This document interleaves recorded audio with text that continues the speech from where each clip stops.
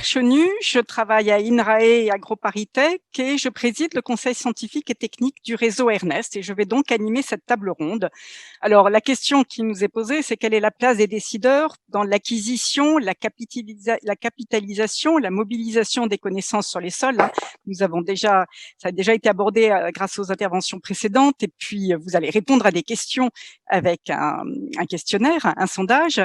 J'ai le plaisir cet après-midi d'accueillir 3 invités. Daniel Lenoir, qui est élu au conseil départemental de la Mayenne, qui est maire de la commune de Vilaine-la-Jubelle.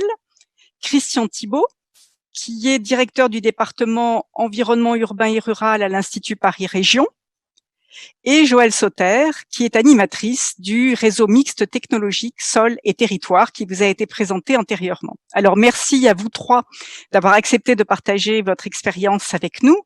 Ce que je vais vous demander à chacun successivement, c'est peut-être de vous expliquer comment finalement vous êtes concerné par l'acquisition, la capitalisation, la valorisation de données sols, et puis peut-être répondre ou réagir au questionnaire, au 3e questionnaire qui va être affiché. Voilà, donc je vais peut-être commencer par Daniel Lenoir. Vous êtes donc maire, vous êtes élu au conseil départemental. Alors, qu'en est-il des données sols dans votre activité ? Alors, je précise, j'ai aussi assuré la présidence d'une communauté de communes jusqu'à encore tout récemment, avec l'élaboration d'un plan local d'urbanisme intercommunal. Et donc, évidemment, ces sujets-là nous ont concernés aussi. Le département de la Mayenne a effectivement une particularité, me semble-t-il, c'est que il a, sur les années 80 à 2015, mis en place un travail de collection de données pédologiques sur l'ensemble du territoire à une échelle extrêmement précise. Je pense qu'on est à peu près à l'hectare. Et chaque commune a maintenant une cartographie pédologique à sa disposition. Toutes les communes ont été visitées par soit le pédologue départemental, soit en faisant appel à des cabinets. Et donc c'est un outil qui est tout à fait intéressant. Alors c'est un outil qui a été construit au départ principalement en soutien à l'agriculture, en fait, pour accompagner l'agriculture dans sa démarche d'élaboration des plans de fumure, de la manière d'exploiter, d'utiliser les sols au mieux. Et puis très rapidement, on a glissé vers d'autres utilisations. Et j'écoutais les différents exposés. Et je voyais bien que cette connaissance, et il était dit tout à l'heure que il n'y a pas d'obsolescence sur ce type de connaissance. Et effectivement, on s'aperçoit que ce qu'on savait, ce qui a été fait en 1980, par exemple chez nous, a la même valeur que ce qui a été fait en 2015, et tout ça restera valable longtemps avec des utilisations qui évoluent.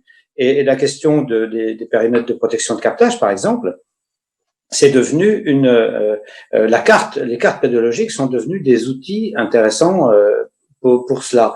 Et puis, on s'est rendu compte aussi assez rapidement que quand il est question de définir, là encore dans un document d'urbanisme qui a une situation de contrainte, mais aussi dans des définitions plus vagues peut-être qui sont autour des commissions locales de l'eau et des schémas d'aménagement et de gestion de l'eau, on s'aperçoit que la question des zones humides, des espaces de biodiversité, eh bien, on peut aller les rechercher dans des documents qui ont été élaborés de cette manière. Donc, effectivement, alors il faut pas perdre la mémoire. Ça a été aussi évoqué par les 2 intervenants qui m'ont précédé. Donc, il faut faire en sorte qu'on puisse rappeler qu'on peut aller chercher ces informations. Alors, j'ai vérifié pour préparer un peu la rencontre cet après-midi que l'ensemble des documents, vous pouvez aller avoir l'information à l'hectare près, quasiment sur le département de la Mayenne, commune par commune, sur geomayenne.fr, tout simplement, geomayenne.fr, et vous avez la carte, vous pouvez savoir exactement. Et sur un autre écran, je fais apparaître la carte de la commune de Vilaine-la-Jubelle. Et j'ai regardé aussi mon exploitation, puisque il se trouve que j'étais agriculteur et conseiller à la chambre d'agriculture encore avant. Mais je regarde là la carte de la commune de Vilaine-la-Jubelle. Alors, on voit bien que c'était une carte qui a été faite à l'origine essentiellement sur les aspects agricoles. parce que les parties anthropiques, on va dire, sont en blanc, c'est-à-dire qu'elles n'ont pas été visitées. Alors, ça pourrait poser question dans d'autres secteurs, secteurs beaucoup plus urbanisés, parce que ça exclurait beaucoup d'espace. Et puis, ça a aussi exclu une grande forêt, qui est la forêt de paille chez nous, et donc 2000 hectares, qui ne figure pas non plus. Donc, on voit bien que c'était essentiellement agricole. Mais petit à petit, on s'aperçoit que finalement, on a besoin de ces informations pour faire autre chose. Et quand je regarde donc notre carte avec le cœur de ville et puis ce qu'il y a autour, eh bien, c'est un outil qu'il faut surtout pas qu'on oublie de remettre sur la table quand on doit se poser la question, où est-ce que je veux urbaniser? Où est-ce que je veux faire tel ou tel type d'activité? Parce que le sol, la terre, comme diraient les paysans, ça a été dit, c'est un bien commun, mais c'est quand même d'abord un bien privé, si je peux me permettre de le rappeler. Et les agriculteurs, donc sont quand même, c'est normal, les propriétaires sont attachés à leur bien privé, mais c'est un bien commun dans le sens où on peut quelquefois avoir besoin de tel espace pour telle activité ou pour travailler des éléments qui n'apparaissaient pas au moment où les cartes ont été faites chez nous, qui sont par exemple la question de la préservation de la biodiversité et aussi la captation du carbone, ça a été dit dans les différents échanges, etc. On s'aperçoit vraiment que connaître ce qu'il y a sous nos pieds, c'est quand même extrêmement intéressant pour évidemment un agriculteur, donc je l'ai été, mais aussi un élu, quand on a des choix à faire et qui concernent forcément l'utilisation de l'espace. Merci. Donc oui, vous nous dites vraiment que les questions évoluent, mais les données sols restent pertinentes. Moi, c'est un des messages que je retiens de votre intervention. Et puis, il faut que je vous signale que sur le chat, il est dit bravo la Mayenne. Hein. Ça, il faut. Merci. Voilà, la qualité des données.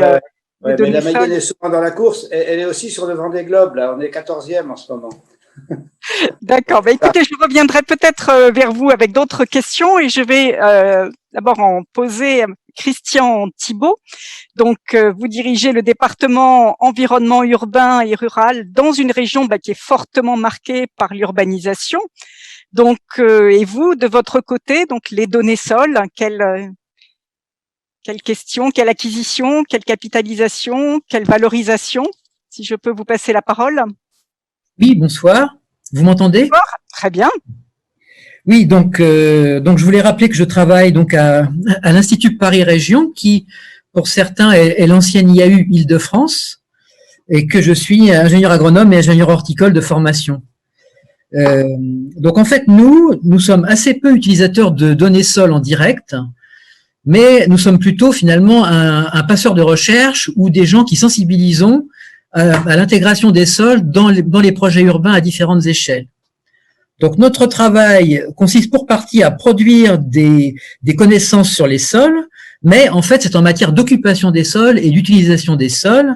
Nous avons notamment une carte qui est assez connue et ancienne, qui est le mode d'occupation du sol, qui existe en Île-de-France depuis 1982 et que nous mettons à jour tous les 4 ans et qui fait l'objet d'un certain nombre de cartes dérivées qui peuvent être très utiles. Nous faisons notamment des cartes sur les tissus urbains, des cartes sur les îlots morphologiques urbains, qui permettent par exemple de mettre en avant des îlots de chaleur ou des îlots de fraîcheur, puisque ces cartes donnent les proportions de sols revêtus, non revêtus, les matériaux utilisés, etc., qui permettent donc de faire une modélisation du milieu urbain.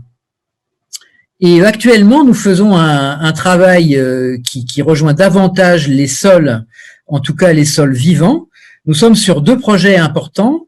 Un projet dans le cadre d'un programme européen qui s'appelle ReGreen, qui vise à estimer le potentiel de désimperméabilisation à l'échelle de l'agglomération parisienne. Et un autre projet qui consiste à établir une carte de référence de la pleine terre sur la région Île-de-France et sur l'agglomération, en lien avec l'objectif de zéro artificialisation nette.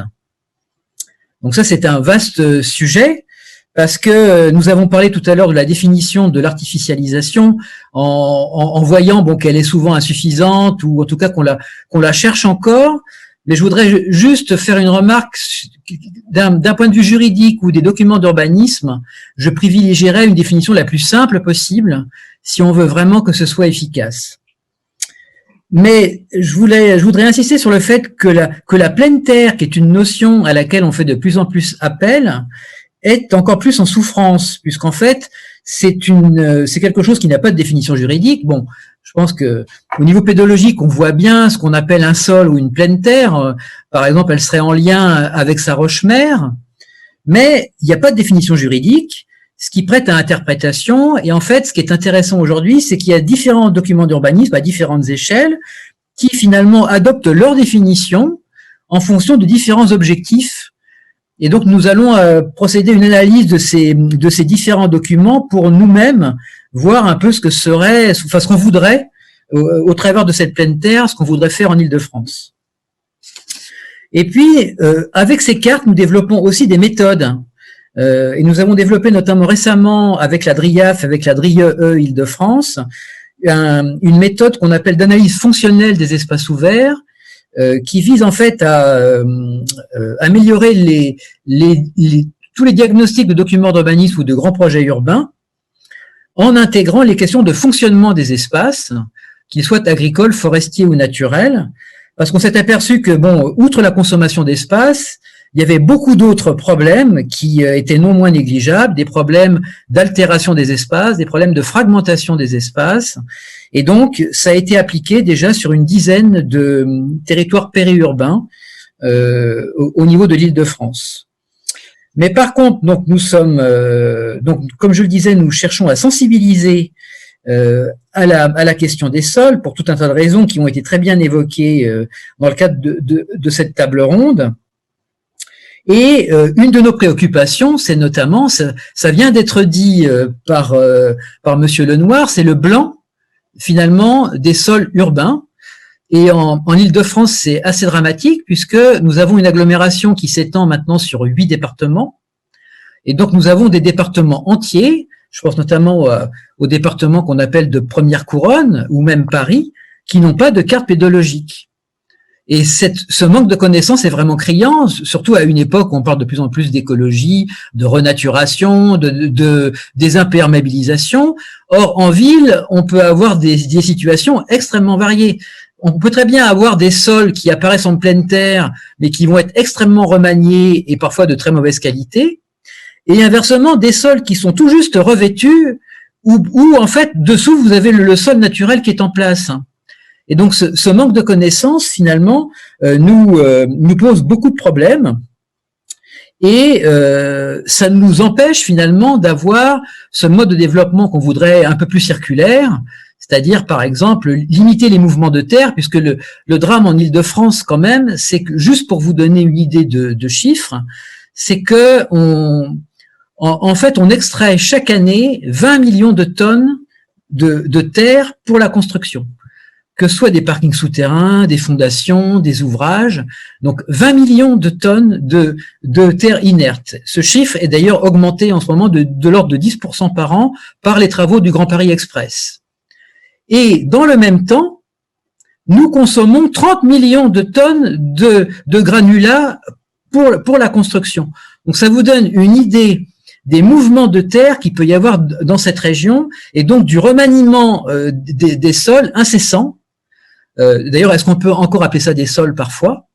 Donc, il y a une véritable problématique autour de ça. Donc, nous sommes aussi, nous, beaucoup intéressés par un autre point qui est celui des technosols ou finalement de comment est-ce qu'on pourrait revivifier tous ces sols urbains qui sont aujourd'hui sans doute un peu morts, mais il y a des travaux qui montrent qu'en fait, en quelques années, avec les bonnes techniques, on peut finalement revivifier les sols de manière assez rapide. Et je finirai juste cette introduction par rapport au sondage pour mettre en avant finalement deux réponses qui me semblent importantes. Sensibiliser les décideurs aux questions du sol et accompagner l'utilisation des ressources disponibles. Pourquoi? Parce qu'il me semble que les collectivités en général sous-estiment les enjeux qui sont liés au sol. Et finalement, alors, évidemment, en termes de fonctions apportées par les sols, mais même par la nature de cette ressource, c'est-à-dire à quel point cette ressource n'est pas renouvelable. Et ça, c'est quelque chose qui est quand même largement oublié. Enfin, en tout cas, je pense aux sols limoneux du bassin parisien, qui sont tout à fait exceptionnels, qui sont quasiment des hérités d'ères très anciennes. Ce sont quasiment des fossiles vivants. Et je pense qu'il y a une méconnaissance de ça. Et d'un autre paradoxe, finalement, c'est que cette ressource qui n'est pas renouvelable, paradoxalement, elle est reconstituable pour partie. Donc, j'évoquais à l'instant les technosols ou les sols urbains qui pourraient être revivifiés. Donc, il y a un vrai besoin d'information, de sensibilisation et aussi d'accompagnement sur ce que l'on pourrait faire. Merci beaucoup. Vous avez soulevé plein de questions passionnantes. Alors, en plus, c'est que vous avez insisté sur la sensibilisation et sur l'accompagnement à l'utilisation des ressources disponibles. Mais finalement, vous nous avez aussi dit que il y avait un besoin de nouvelles données sur les sols, en particulier en ce qui concerne les sols urbains. Alors, la communauté scientifique s'y intéresse de plus en plus. Peut-être qu'il y aura des interventions dans ce sens ultérieurement et des questions. Merci beaucoup. Donc, je vais passer à Joël Sauter. Donc, Joël, dans le réseau mixte technologique sol et territoire, vous êtes clairement dans la position, ou tu es clairement dans la position d'un acquéreur, un gestionnaire de données sol. Alors, voilà, par exemple, par rapport aux questions qui ont été posées dans je veux dire, les données sol, ça fait partie de ton quotidien et de votre quotidien dans le RMT. Mais par exemple, par rapport à des attentes sur les fonctions des sols, comment est-ce que vous vous situez? Et puis, par rapport au questionnaire, donc, qu'est-ce qui te semble être les points majeurs en termes de pratiques prioritaires pour aider les décideurs, pour aider les utilisateurs potentiels de données sol à le faire? Oui, merci. Donc, effectivement, je co-anime le RMT Sol et Territoire et l'objectif de ce réseau, comme l'a déjà évoqué Antonio en début d'après-midi, c'est vraiment d'agir pour une meilleure connaissance des sols et surtout aussi de faciliter l'utilisation de cette information sur les sols par les acteurs des territoires.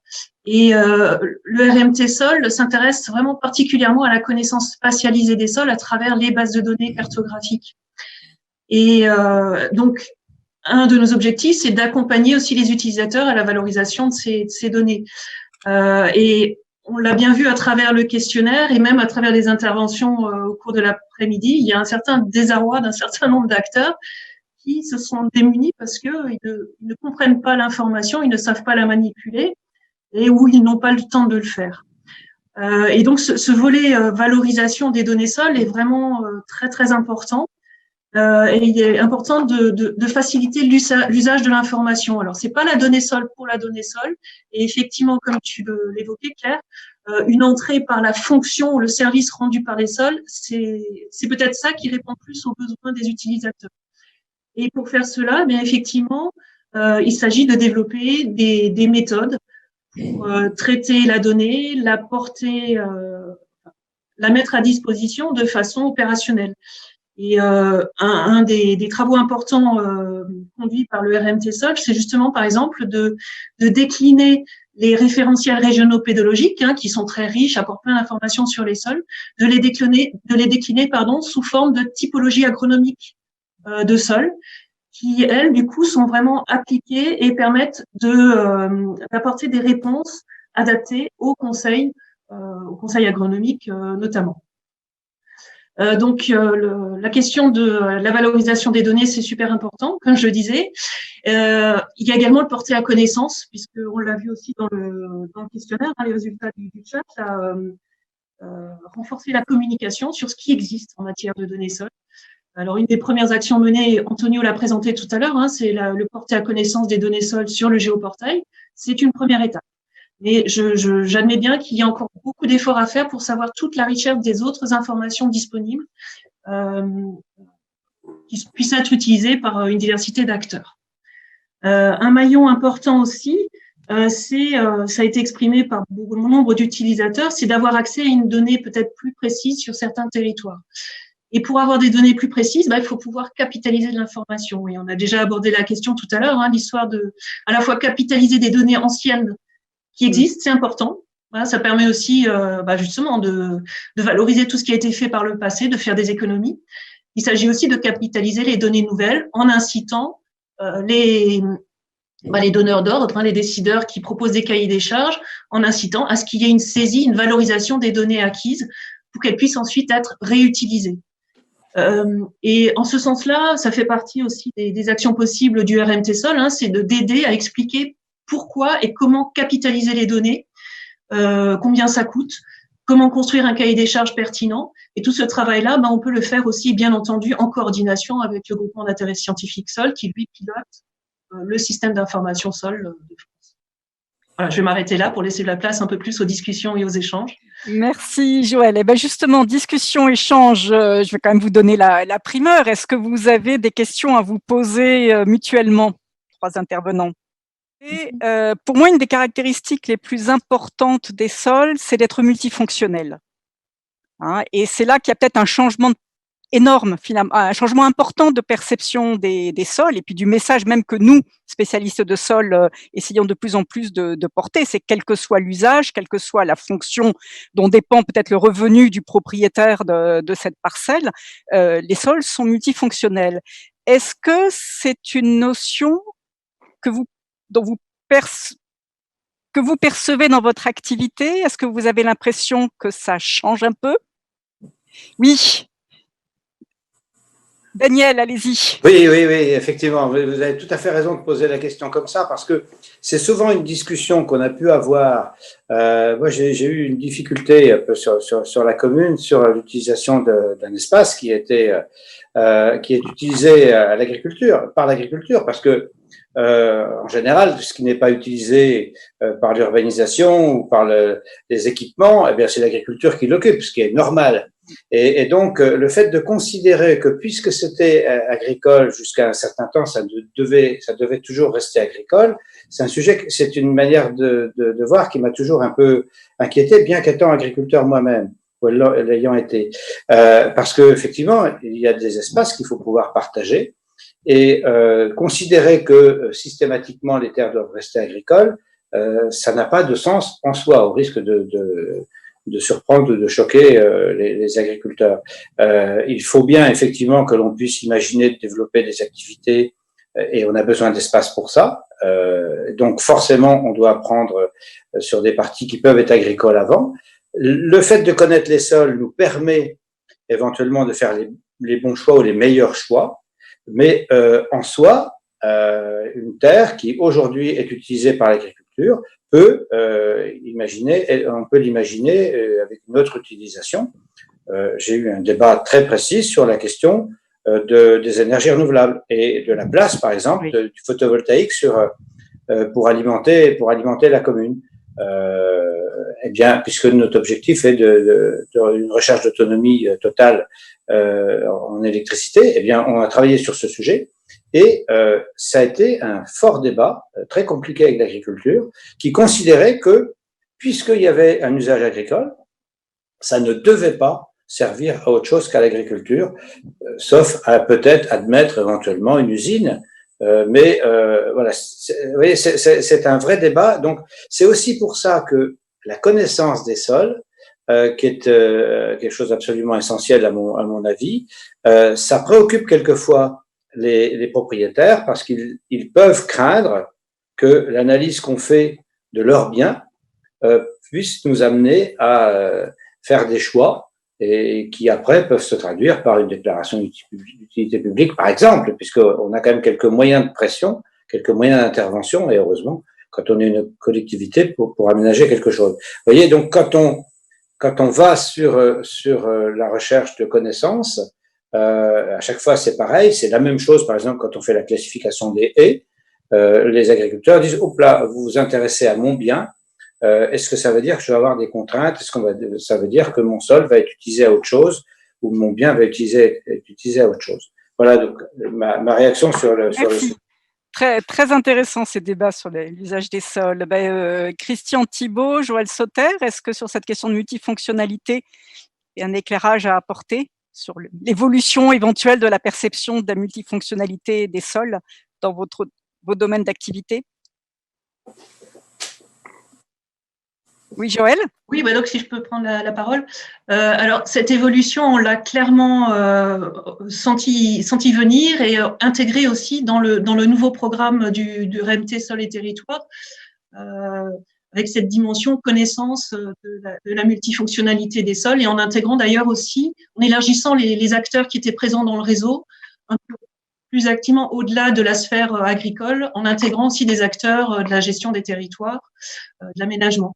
Et donc, on a justement tout un axe thématique qui s'adresse aux collectivités et pouvoirs publics dans lesquels on souhaite réfléchir justement et contribuer à la mise en place de projets qui mobilisent la connaissance des sols sur les territoires et prennent en compte cette multifonctionnalité. Donc ça, c'est vraiment des actions qui vont être mises en place et c'est, je pense, effectivement important aussi pour aller vers du décloisonnement entre les différents acteurs, quoi. Et ça va être aussi un des enjeux futurs et je pense que c'est aussi l'objet de Ernest, quoi, de rassembler ces acteurs avec des vues et des attentes différentes relatives au sol. Merci Joël. Oui, pour poursuivre sur cette même question, moi ce que je dirais, c'est que c'est quelque chose qu'on sent de manière très forte aujourd'hui au niveau des parcs et jardins urbains, puisque ce sont ce qu'on appelait les espaces verts avant, finalement, qui étaient vus dans une vision essentiellement ornementale ou esthétique, ou de loisirs, et qui aujourd'hui prennent une valeur beaucoup plus large, c'est-à-dire on garde bien sûr ces notions-là, mais on y ajoute des questions de gestion de l'eau, d'accueil de la biodiversité, et donc on arrive à des espaces qui volontairement sont multifonctionnels. Le problème, c'est que ce sont des îlots de nature et que cette multifonctionnalité, elle peut s'exprimer quand on a des espaces assez grands et mis en réseau entre eux. Donc ça pose aussi toute la question des trames vertes urbaines qui n'est pas toujours évidente à prendre en compte, ou, pour revenir au sol, de ce qu'on appelle la trame brune, qui est finalement assez peu formalisée aujourd'hui, mais où il y aurait sans doute beaucoup de travaux de recherche à faire en milieu urbain dense. Et puis, ça m'appelle une autre remarque sur les documents d'urbanisme, avec leur conception actuelle encore de zonage, on l'a vu tout à l'heure, qui a ses raisons et qui ne peut pas être dynamité comme ça d'un coup et d'un seul. Mais pour moi, si on veut répondre aux enjeux du futur, un jour ou l'autre, il va falloir penser à des choses qui soient moins zonées et plus multifonctionnelles et réfléchir davantage en réversibilité des choses plutôt que de vouloir figer, parce que même figer un espace naturel, ça n'a pas de sens.